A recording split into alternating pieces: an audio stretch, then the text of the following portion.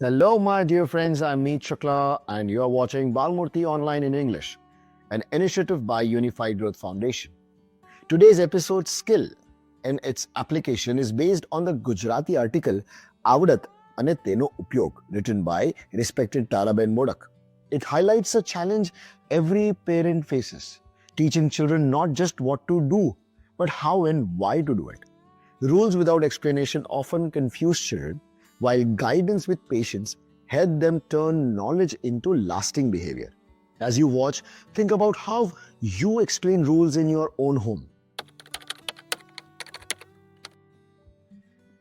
Namaste and welcome back to Modern Desi Parents. I'm your host, Priya. And I'm Raj. It's great to be back. You know, Priya, I was at a friend's place for dinner last week, and their sweet little boy was just being a kid, banging his spoon on the table. His parents kept saying, Ayan, stop it. No, don't do that. And the more they said it, the more he did it. It was a classic parent-child standoff. Array, I know that scene so well, and it's a perfect example to kick off our discussion today. I found this brilliant article that completely reframes that exact situation. Oh yeah? Yeah, it's called Skill and Its Application, and it's by an educator named Taraben Modak. Skill and its application. Okay, I'm intrigued. It sounds a lot more profound than just stop banging the spoon. It really is. The core idea she presents is that a skill is, meaningless if it isn't applied at the right time and in the right place. For that little boy, the skill wasn't about banging the spoon, but about understanding when not to. We tell our kids, don't shout or behave. Right. But we often fail to teach them the how and the why. That's a powerful point. We give the order but not the instruction manual. So we're kind of setting them up to fail in a way? Exactly. The article points out that when a child is just told to stop, without any reason, Yeah. it's not a learning moment. It's just a painful and confusing one. And she even calls out adults for our own inconsistency. We talk on our phones loudly in public, Oh, that's a direct hit. right? But we scold a child for laughing too loud. I felt that. We have to model the behavior we want to see. 100%. Yeah, so the article suggests being specific, giving reasons. Instead of be quiet, try auntie is trying to sleep in the next room. Okay. So let's use our soft library voices here. If you want to shout and play, let's go into the garden. It gives them context and a choice. I love that. It respects their intelligence. And you said this was from an article. It sounds like it's based on some really solid educational philosophy. It absolutely is. This piece by Taraben Modak is part of a larger initiative. It's called the Balmurti Online Project, Wow. and it's managed by the Unified Growth Foundation. They're focused on bringing this kind of deep, thoughtful content to more people. Fantastic.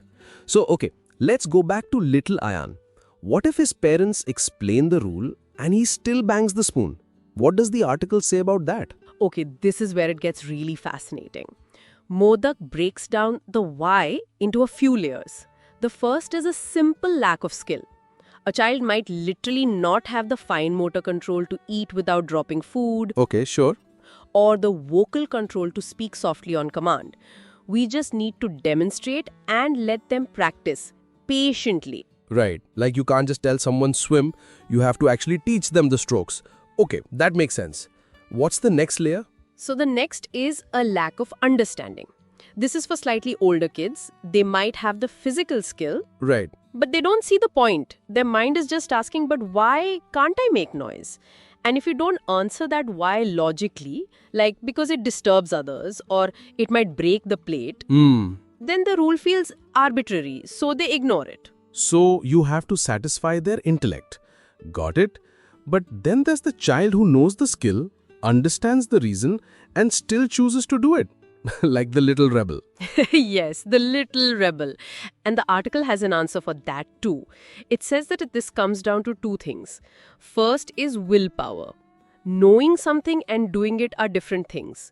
Willpower is like a muscle. A muscle. It strengthens with practice. We need to create consistent opportunities for them to apply the skill Okay. until it becomes a habit. And the second thing? I feel like this is the final boss level of parenting. It is. The final layer is the emotional connection. A child might intellectually get that their noise bothers someone else, but they don't feel it. That sense of empathy, what the article calls altruistic feelings, Right, empathy. that develops over time. Our job is to nurture it, to help them connect their actions to how others feel. Wow. So it's a journey from the physical to the intellectual and finally to the emotional. That's a complete roadmap. It is. And the article ends with this powerful call to action. Taraben Modak stresses that this learning gets completely derailed Oh. if home and school are not on the same page. If home is strict but school is lenient, or vice versa, the child never truly internalizes the value. There has to be consistency. That's the dream, isn't it? A unified front. Thinking about it, this has given me so much to think about, moving beyond just being a rule enforcer to actually being a guide. Exactly. It's about cultivating thoughtful human beings, not just obedient ones. So, to all our listeners, as we wrap up, we want to leave you with a question to reflect on this week. Think about one rule you consistently enforce with your child. Now, ask yourself, have you ever taken the time to patiently demonstrate the skill, clearly explain the why behind it, and help them connect their action to how it makes others feel? It's a small shift in perspective that could change everything. Until next time, happy parenting. This episode invites us to reflect on how children learn through skills, reasons, and the consistency they see in us. I would love to hear your thoughts. When you set rules for your child, how do you make sure they truly understand and apply them? Share your ideas in the comments because your experiences can help other parents too. And don't forget to like, share, and subscribe to our channel. Follow us on our social media handles and visit our website for more such meaningful conversations. Namaskar.